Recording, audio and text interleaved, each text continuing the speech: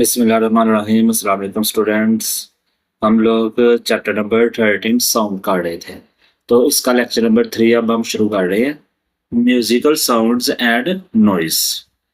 Musical sound and noise simple concept में अगर मैं आपको बताऊं तो वो आवाज़ें म्यूजिकल साउंड्स कहलाती है जो हमारे कानों को अच्छी लगती है, जो हम अपने मज़े के लिए सुनते हैं, लेकिन जिनसे हमें डिस्टर्बेंस होती है, हमारे सर में दर्द शुरू हो जाता है, ऐसी आवाज़ों को हम लोग नॉइस कहते हैं। आगे यहाँ डेफिनेशन दी होगी proper. In daily life we hear sounds of different qualities. उन्होंने कहा हम अपनी रोज़मर्रा ज़िंदगी में मुख्तलिफ तरह की आवाज़ें सुनते हैं। Musical instruments like the guitar, violin, recorder and drum produce sounds with control pitch and quality. यानी उनकी आवाज़ें ऐसी होती हैं कि उनकी पिच और क्वालिटी जो होती है वो कंट्रोल में होती है। Which are pleasant to hear, जो हमें सुनने में खुशगवार महसूस होती हैं। Such sounds are called musical sounds. ऐसी आवाज़ों को हम लोग क्या कहते हैं? Musical sounds. तो यहाँ से अगर आप लोगों ने डेफिनेशन करनी है तो कहाँ से करेंगे? यहाँ से करें म्यूजिकल इंस्ट्रूमेंट से लेके तो म्यूजिकल साउंड्स तक। आगे दूसरी शुरू हो रही है होएवर। सम साउंड्स लाइक ट्रैफिक नॉइस, जैसे ट्रैफिक का शोर है, डोर स्लैमिंग, जोर से दरवाजा जब बंद करते तो उसकी आवाज, एंड मशीनरी और harsh and unpleasant, these are classified as noise. यानी ये ऐसी आवाजों को हम लोग नॉइस कहते हैं। तो यहाँ से यहाँ तक आ जाएगी हमारे पास नॉइस। तो ये दो डेफिनेशन आ गई, म्यूजिकल साउंड्स की और नॉइस की। उसके बाद noise result from irregular and sudden vibration. यानी नॉइस जो होती है उसकी आवाज इरेगुलर होती है और सडन वाइब्रेशन जो हो रही होती है। And in considered a form of pollution that effect both humans and animals. यानी इंसान और जानवर दोनों को इनका नुकसान होता है। इसके इफेक्ट बताए गए हैं, क्या क्या नुकसान होता है। Excessive noise from industrial machinery, यानी अगर इंडस्ट्रीज की जो मशीनरी है उसका जो शोर होता है, व्हीकल हॉर्न्स का, अलार्म्स का, and construction work can lead to stress. उस समय स्ट्रेस हो सकता है, लैक ऑफ कंसंट्रेशन हो सकती है, hearing loss and sleep disturbances, aggression and hypertension. तो ये सारी बीमारियां हैं जो इसकी वजह से हो सकती है। तो ये आपके पास शॉर्ट क्वेश्चन बनेगा कि पोल्यूशन, नॉइस पोल्यूशन के क्या असरात होते हैं हमारे ऊपर। आगे कंट्रोलिंग नॉइस पोल्यूशन। अगर आपने पोल्यूशन को कंट्रोल करना है तो वह कैसे करेंगे? The recommended safe noise level is 85 से 90 decibel for a maximum of 8 hour work day। उन्होंने कहा है कि हम ज़्यादा से ज़्यादा जो शोर सुन सकते हैं वो 85 से 90 डेसिबल तक है और 8 घंटों तक। अगर इससे ज़्यादा शोर हो या इससे ज़्यादा टाइम हो तो उससे हमारी सेहत के ऊपर नेगेटिव असरात पड़ेंगे, जो हमने ऊपर बयान भी किए हैं। Noise pollution can be reduced by, अब इससे इतने या इससे कम अगर आपने शोर को रखना है, नॉइस को रखना है, तो आप लोग क्या क्या काम करेंगे? Using quieter eco friendly machinery. यानी हमें ऐसी मशीनरी यूज करनी है जो इको फ्रेंडली हो, जिनका शोर ना हो। जैसे बड़ी गाड़ियां जो हैं उनकी जगह पे आप इलेक्ट्रिक व्हीकल्स यूज कर सकते हैं, इलेक्ट्रिक व्हीकल्स का शोर नहीं होता है। इस तरह इंस्टॉलिंग साउंड बैरियर्स, हमें ऐसी जगहों पे जहाँ पे बहुत ज़्यादा शोर होता है, हॉल्स होते हैं, वहाँ पे हमें ऐसी चीज़ें प्लेस करनी पड़ेंगी जिनसे शोर कम हो। जैसे हम लोग कर्टन, पर्दे वगैरह अगर दीवारों के साथ लगा दें तो उससे रिफ्लेक्शन नहीं होगी, तो उससे साउंड जो है, शोर जो है वो कम हो जाएगा। वेयरिंग हेयरिंग प्रोटेक्शन डिवाइसेस, और हम अपने कानों पे हेडफोन वगैरह लगा के तो नॉइस को रोक सकते हैं। ट्री प्लांटेशन, पौधों को लगाएंगे।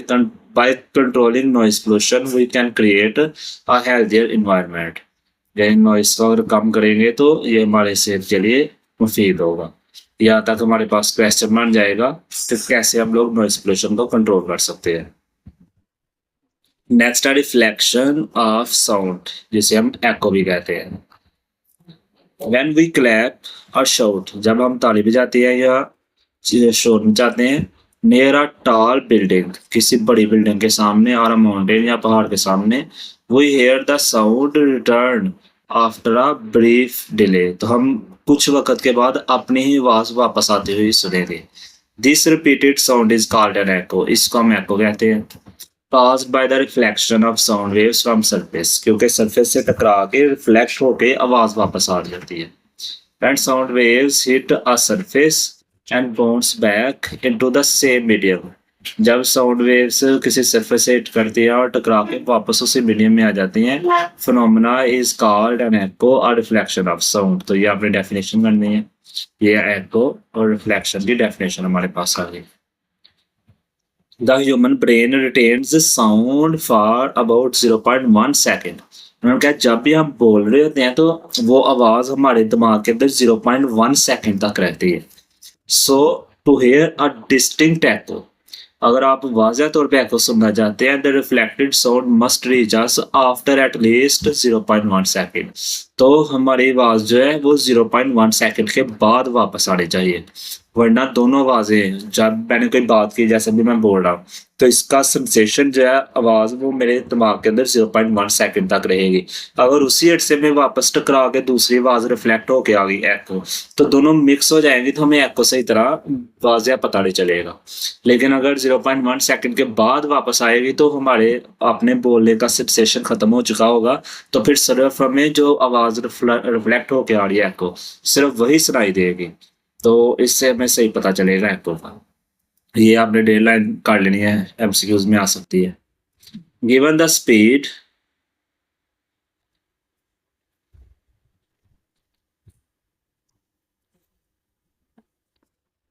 ऑफ साउंड इन एयर, मतलब क्या हवा के अंदर जो स्पीड है साउंड की 340 मीटर पर second, the minimum distance for an echo to form is 34 metre. तो उन्होंने कहा तकरीबन 34 मीटर के फासले पे वो बिल्डिंग होगी जिससे आवाज ने टकरा के आना है, यानी इतना आवाज को फासला तय करना चाहिए 34 मीटर। और वो कैसे होगा, meaning reflecting surface must be at least 17 metre away, वो बिल्डिंग या वो पहाड़ जो है वो 17 मीटर अवे होना चाहिए, इसलिए कि आवाज जाते वक्त भी 17 मीटर का डिस्टेंस ट्रेवल करे और वापसी में भी। Echoes can also repeat multiple time due to successive reflection। अगर बार बार रिफ्लेक्शन हो रही हो तो echo ज्यादा दफा भी सुनाई दे सकती है। आगे एक्टिविटी दी गई है रिफ्लेक्शन ऑफ साउंड के लिए। Take 2 identical plastic tubes of appropriate length. उन्होंने कहा 2 ट्यूब्स ले जिनकी लेंथ मखसूस हो, जैसे ये यहाँ पे देखेंगे अगर डायग्राम तो यहाँ पे दी गई है। टू और create them using chart paper, या उन्होंने कहा चार्ट पेपर को आप फोल्ड करके उससे भी ये बना सकते हैं pipe. Position the tubes on a table ensuring they are near a wall, उनको इस तरह रखेंगे वो दीवार के करीब हो। Place a clock close to open end of one tube and listen for its sound through the other tube. उन्होंने कहा एक जगह पे यहाँ पे क्लॉक रखने और दूसरी साइड से सुने, यानी इसके सिरे से नहीं सुने बल्कि दूसरी जो ट्यूब है उसके सिरे से आप सुनना शुरू करें। Adjust the alignment of the tubes until the sound of clock is directly heard। अगर शुरू में आपको आवाज सुनाई नहीं देती तो दोनों ट्यूब्स को आप लोग इस तरह एडजस्ट करें कि एक वक्त आएगा कि आपको आवाज सुनाई देना शुरू हो जाएगी। Measure the angle of incidence and reflection, incidence और रिफ्लेक्शन का एंगल मेजर करें। Then analyse their relationship, gently raise the right tube slightly upward. अब जो राइट ट्यूब है जिससे आप सुन रहे हैं उसको थोड़ा सा ऊपर लेके जाएं and observe any change that occur, और देखेंगे इसमें कुछ चेंज आ रहे हैं। नेक्स्ट है measuring speed of sound bye echo method. ऐसा करते हैं, ये हम लोग कल वाले लेक्चर में करेंगे, आज के लिए इतना काफ़ी है। अच्छा, आज वाले में याद करने वाला क्या था, ये तो एक्टिविटी इतनी इम्पोर्टेंट नहीं है।